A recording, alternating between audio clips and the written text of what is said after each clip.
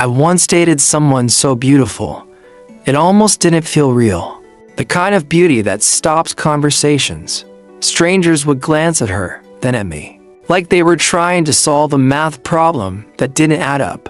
Friends would say things like, "Man, how did you pull that off?" And I'd laugh.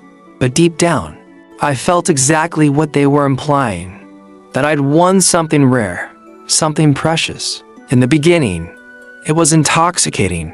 The first night we met, the entire room seemed to tilt in her direction.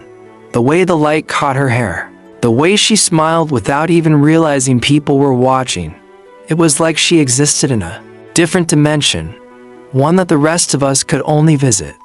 And the craziest part, within minutes, I had already made assumptions about who she was. In my head, she wasn't just beautiful. She was kind, intelligent, deep, warm. I didn't have evidence for any of that. My brain just connected the dots like beauty was proof of goodness. Psychologists actually have a term for this. It's called the halo effect. The mental shortcut that tells us if they look good, they must be good. And when you fall under that spell, you stop seeing the person for who they really are. You see them as the person you hope they are. It's wild how quickly that illusion can take hold. When we're attracted to someone, our brains release dopamine, the feel-good chemical that lights up our reward system. But dopamine has a sneaky side effect. It makes us less critical. It's like your brain's security guard goes on break. The parts of you that should be noticing red flags suddenly look the other way. That's why you might overlook things you'd never tolerate from anyone else. They cancel plans last minute. They're just busy. They don't ask about your day. They're probably tired. They say something a little rude though. They didn't mean it that way. You're not seeing reality. You're seeing a beauty-filtered version of it. I saw this play out in my own relationship. At first, I thought we had this deep connection. But as time went on, I noticed something unsettling. We didn't actually know much about each other. Most of our conversations were surface level. I'd ask her about her childhood, and she'd change the subject. I'd talk about my dreams, and she'd glance at her phone. But every time I thought about ending things, I'd picture her face, and the thought would dissolve. I've seen friends go through the same thing. One guy I know dated someone who was, in his words, the most gorgeous person I've ever met, but she treated him like an accessory. Fine to have around when it suited her, invisible when it didn't. Still, he stayed for 2 years. When I asked him why, he just shrugged and said, "You don't understand. She's different." And maybe she was. But I think the real difference was that he was under the same spell I had been.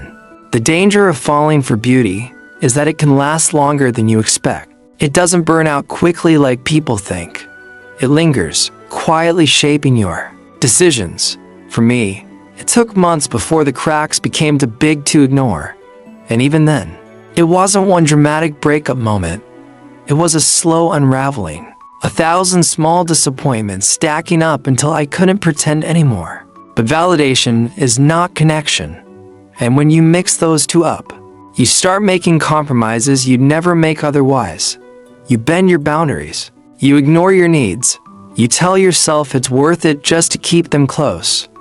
I've learned the hard way that beauty is a great reason to notice someone, but it's a terrible reason to stay with them.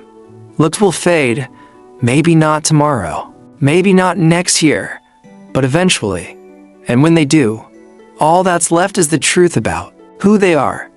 If that truth isn't built on respect, kindness, and shared values, then you have nothing. These days, I try to slow that initial rush. When I meet someone I'm attracted to, I ask myself, do I actually like them, or do I just like the way they make me feel about myself? Am I listening to their words, or am I filling in the blanks with my own fantasies if I imagine them on their worst day? Tired, stressed, unfiltered, do I still want to be there?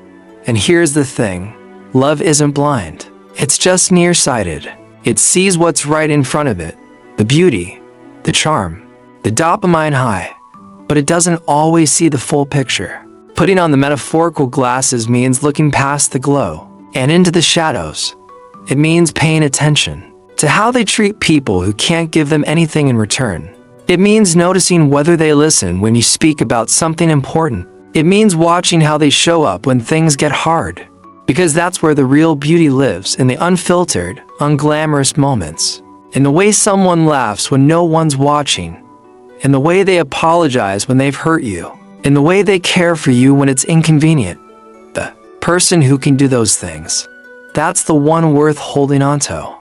So if you've ever been caught in the spell of someone's looks, remember, beauty will turn your head, but character will keep your heart. And once you can tell the difference, you won't just avoid heartbreak, you'll finally see the kind of beauty that doesn't fade.